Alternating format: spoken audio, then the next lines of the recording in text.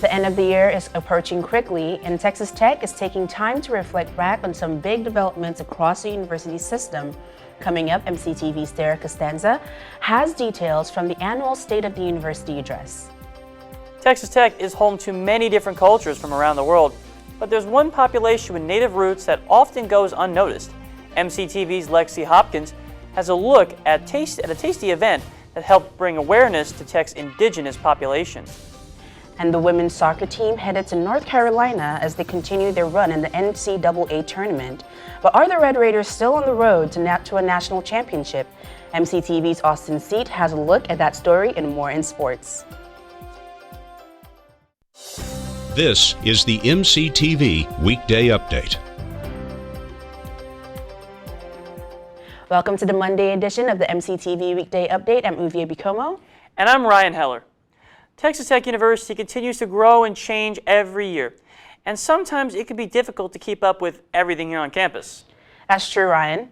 With that in mind, the university hosts an annual event that gives everyone in the tech community an update on the university as a whole.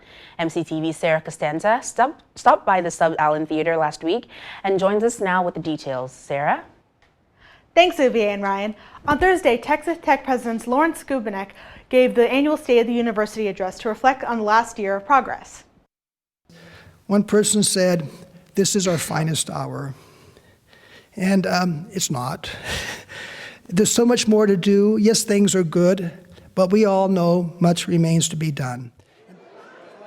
Skubanek discussed Tech's increased spending on research and new facilities such as the Experimental Sciences Building and the Majan Theater. He also talked about plans for Tech's upcoming 100-year anniversary. Most of Skubanek's address focused on Tech students, faculty, and staff from whom he shared individual stories. This State of the Union address particularly was special for me as the president, convey a number of personal stories about current students at our university and alumni of our university, which I think is the reason and how we sell students to come to Tech. Those who missed the address can find a recording of it at ttu.edu/livestream and Tech's YouTube channel. For MCTV, I'm Sarah Costanza. Back to you, Ryan. Thanks, Sarah. In other news, with the fall semester quickly coming to a close, several departments are holding up events to wrap up the term. And last week, one department took the time to recognize some creative students during an annual event. The Department of Psychological Sciences held the Diversity and Art Fair and Contest last Friday in room 301 of the Psychology Building. Throughout the semester, the department put out a call for artwork to be submitted on the morning of Friday's fair. Then, starting at 2 p.m., all of the works were put on display, and the tech community was invited to come by and view the exhibit. At the end of the contest, 3 of the pieces submitted were chosen as winners, with first place receiving a $200 prize. The second and third place winners also received $150 each. All of the winning pieces will become part of the Psychological Sciences art collection and be put on display in the Psychology Building. The Diversity and Art Fair and Contest is held each fall here on campus. Speaking of art, another department here on campus is wrapping up 2019 with one last exhibition of unique creations. Fictional Space by Susan L. Moore is currently on display in the Art Building's SRO Photo Gallery. The exhibit features a collection of photographs that use a form of fiction to reference reality. The photos feature empty spaces to provoke thoughts about the grief process, the mysteries of the unknown, and the contrast of life and death through the use of light and dark. Moore is a professor and chair of the Fine Arts Department at Indiana University South Bend. Moore's works have been displayed around the world, including right here at Texas Tech.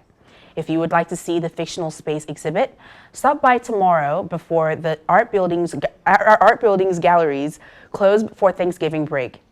After the break, the exhibit will be on display the remainder of the semester until the Sunday following graduation. For more information on the Art Building's landmark art galleries, visit art.ttu.edu. Throughout the month of November, the Raiderland Native American Student Association has been hosting a series of special events to bring awareness to one of the campus's lesser-known population groups. MCTV's Lexi Hopkins has a look at one event last week that featured a tasty way to learn about our nation's native roots. On Tuesday, Rocky Raina brought some cuisine from her native restaurant as a part of Indigenous Heritage Month. Cable Wilkerson, the president of Raiderland Native American Student Association, invited Chef Rocky Reyna to help celebrate the diversity that is on the Texas Tech campus today. With free food and a raffle for a free shirt, the event was popularly attended to by not only Texas Tech students, but by the general public of Lubbock as well. So today is Cooking with Rocky Reyna. Rocky is a friend of the group. She's an alumni of Texas Tech University and has been arguably the most helpful community member in helping our nest establish itself. Rocky Reyna, starter of Native Veda, wanted to provide people with a nonprofit organization as well as healthy food alternatives for anyone who may be suffering from illnesses that may arise from their food choices. This all started basically because I was inspired to heal myself, and I started to become more aware about nutrition and what food can do for someone that is suffering from certain ailments or diseases or discomfort. Attendees were able to enjoy some free food samples to help them experience the culinary diversity of West Texas. Rocky brought some of her own entrees and desserts to showcase some of her nutritional and healthier meals. A few different entrees, a few different desserts, all of which are from this general area, West Texas, New Mexico, so they are actually indigenous to that area. And she has put her own spin on it. So it's a day to celebrate her, hear what she has to say about her own food and the work that she does in the community. It's what we would call a native fusion of food, so we create different dishes based off of native foodways from the Americas, so North and South America. Rocky, her husband Hunter, and her close friends Hannah and Will, who all helped her start the nonprofit organization, can be found locally here in Lubbock, Texas, for anyone interested in tasting her healthy cuisine. We were a simple pop-up kitchen out at the farmers market, and we decided over time that it was attainable and available for us to become a nonprofit. And I am very passionate about teaching people to get control of their life through their food choices. To find more events like this one, visit events.ttu.edu. For MCTV, I'm Lexi Hopkins. Back to you. Thanks, Lexi. With Thanksgiving only a few days away, most students are already packing up and heading out of town to enjoy the holiday at home. But if you plan to leave campus after classes end, there could be some complications with your travel plans. MCTV's Madison Hartin joins us in studio with a preview of some big changes in the forecast that could be headed your way. Madison? Thanks, Ryan and Uvie. Well, it is true. We will be experiencing another round of big changes coming here for the South Plains, especially as we've had such a weird November so far. And this could be conflicting any of your travel plans, especially if you're going to be flying or driving out of Lubbock, Texas. This could be throwing a wrench in your plans. But for right now, let's focus on what's going on outside right now. Looking outside at our MCTV tower cam, we can see that we have some mild cloud cover that's come over the area, but for the most part, it is very sunny outside. Just a couple little wispy clouds out there dotting the horizon, but for the most part, it has been very sunny today. Enjoy it while it lasts, because this is the last relatively calm day we're going to be experiencing over the next couple days. Our high for today climbed all the way up to 70 degrees Fahrenheit, partly cloudy and warm conditions today, with a westerly wind coming at 10 to 20 miles per hour. Then for this evening, the temperature is going to drop back down to 49 degrees, partly cloudy skies, cool conditions, and a westerly wind coming at 10 to 20 miles per hour. Now that wind is really what I want to focus on, because starting tomorrow, we are going to be having a severe wind advisory in effect for tomorrow. This is going to be causing some trouble if you are going to be driving, and please always keep in mind that whenever there's going to be wind in West Texas, it's never mild. There's always wind around here. So the wind could be coming up to 35 to 45 miles per hour with gusts up to 65 miles per hour for that day. Driving could be a little rough, especially in the South Plains if you're heading out of town. And definitely make sure that anything you leave outside is bolted down, because you might not have it the next day if you leave it outside for too long. It could be inside out 2 miles away. You never know where the wind is going to take things around here. Looking into tomorrow also, we are going to be seeing another drop in temperatures. Our coolest temperatures are going to be out at the north of us by Tulia and Childress. That's where we're going to be seeing our coolest temperatures going into tomorrow morning, but it should warm up a little bit as the day goes on, though it will be cooler than it is today, with our warmest temperatures out by Childress and Dickens, out there to the east of us, off the Cap Rock from us. That is where we're going to be seeing our warmest conditions. Now, another winter advisory that I want to be talking about for our weather is we are going to be seeing some chances for freezing rain going into Wednesday.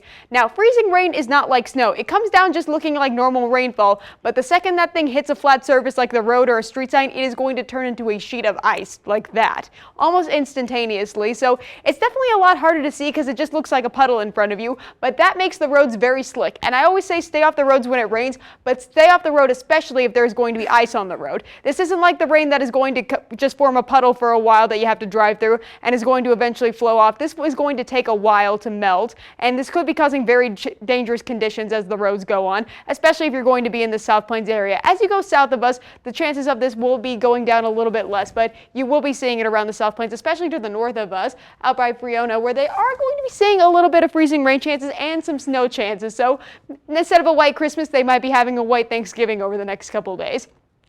Going into tomorrow again, we can see that we're going to be experiencing a high of only 61 degrees that day, low of 26, windy conditions, and remember, gusts up to 65 miles per hour, and a westerly wind is going to be coming from the south at 20 to 30 miles per hour, so that is going to be the regular wind that day, which is still pretty gusty outside. For Wednesday, the rain is going to start around the afternoon with a high of 46 and a low of 32, so if you're getting out of Lubbock on Wednesday, definitely try to leave early in the day before the wind starts, which I recommend that anyway, just because the sun is going down so low nowadays. And east by southeasterly wind coming at 10 to 20 miles per hour. For Thursday, happy Thanksgiving, happy Turkey Day, everyone. We are going to be seeing a chance of rain for the Lubbock area there in the morning. So sorry about your Thanksgiving plans. If you want to go outside and play some football with your friends or fry your turkey, definitely try to do that in more of the afternoon times when this rain starts to clear up, because we are going to be seeing a 40% chance of it for Lubbock. High of only 48 degrees, low of 41, and a southeasterly wind at 10 to 20 miles per hour. Now that is just if you're leaving Lubbock in the next couple of days. Before you make your journey back to Lubbock, definitely try to check the forecast beforehand. I know personally there's been times where I think I don't have to check the forecast,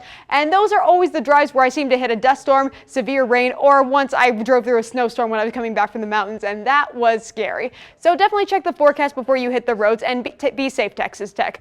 I'm Madison Hartin for MCTV Weather. Back to you in the studio. Thank you, Madison. It's the end of the season for Tech's fall sports teams, but only one of them is finishing on a high note. And as the semester ends, the Red Raider basketball team is just starting to get in gear as they head into the heart of their non-conference schedule. MCTV's Austin Seed has those stories and more in sports. Austin? Thanks, Uvie and Ryan. With the NCAA football season coming to an end, many teams are either looking for a big ending to the season or just ready for it to end. With that being said, Texas Tech Athletics had another set of game days this past weekend, starting off with women's soccer playing in round 2 of the NCAA tournament against Michigan. The Red Raiders got off to a slow start, allowing Michigan to score first in the 7th minute from Wolverine striker Sarah Stradingakis, forcing them to play from behind. That didn't last long, though, after a header was scored by Jane Lydiot in the 21st minute, tying the game at 1-1. The game remained tied for the next 41 minutes until Wolverine player Danielle Wolf scored a goal in the 62nd minute and again in the 83rd minute, giving the Wolverines a big lead of 3-1. However, the Red Raiders didn't give up and were able to score in the 88th minute from Savannah Jones, making it 3-2. However, with only 1 minute left, Tech wasn't able to tie the game, giving Michigan the win in the next round. After being knocked out in round 2 of the women's soccer team finishes the regular season with a record of 15-4-3. Tech Soccer is now looking into next year to improve their ranks and hopefully bring home more success next year. The Texas Tech football team faced Kansas State last Saturday in hopes of not only shaking off the loss to TCU, but also to stay in the hunt for a bowl game under Matt Wells. The first 2 quarters, it looked like a defensive battle with only field goals being scored. With KSU up by 3 at the half, Tech looked impressive defensively, but the offense didn't look too well. However, the second half soon became a shootout with both teams scoring touchdown after touchdown. Jet Duffy started to get hot, throwing 28 out of 49 for 334 yards and 2 touchdowns, along with R.J. Turner, who had 7 receptions for 141 yards and a TD, and Eric Izukama, who had 3 receptions for 69 yards and a TD. Sadly, though, even with these numbers, the Red Raiders fell short of victory, losing 30-27 and falling to a 4-7 record. The Red Raiders will travel to take on Texas this Friday to finish out the regular season. Kickoff is set for 11 a.m. in Austin, and you can catch the game on Fox. Moving over to basketball, the Red Raiders faced the Long Island Sharks in the second round of the Las Vegas Invitational. The game started off strong for both teams, as each team fighting for the lead at the start.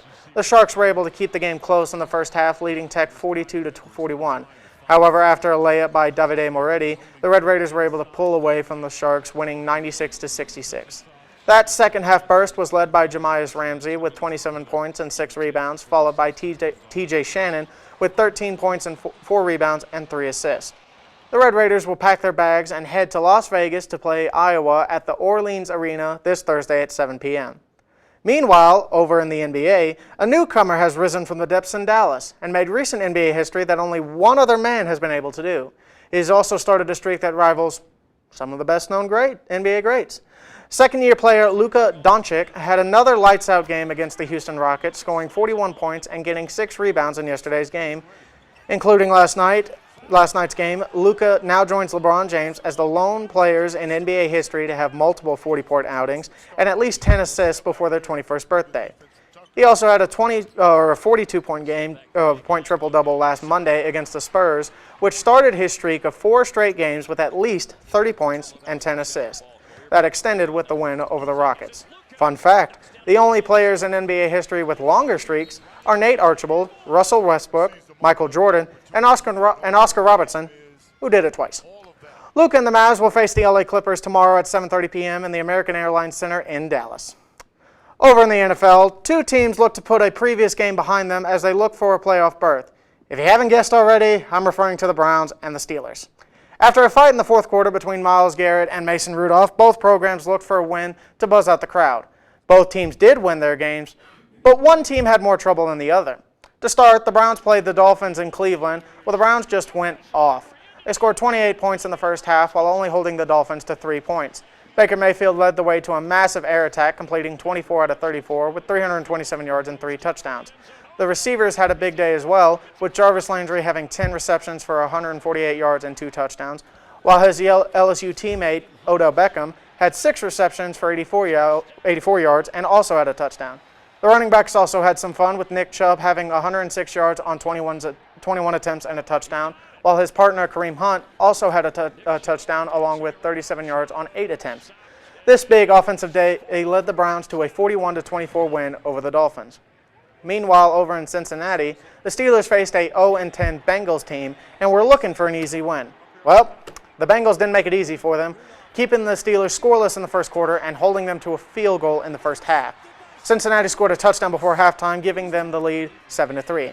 The lackluster first half performance by Mason Rudolph, who was 8 for 16 with 85 yards and an interception, caused the Steelers to bench him after halftime. They put in undrafted rookie Delvin Hodges, who helped the Steelers come from behind and win the game 16-10. Hodges completed 5 for 11 with 118 yards and 1 touchdown to receiver James Washington, who had 3 receptions for 98 yards. With the win, the Steelers move to the wildcard spot and keep the Bengals winless at 0-11. After a different style of win for both teams, they will play a rematch against each other in Pittsburgh next Sunday.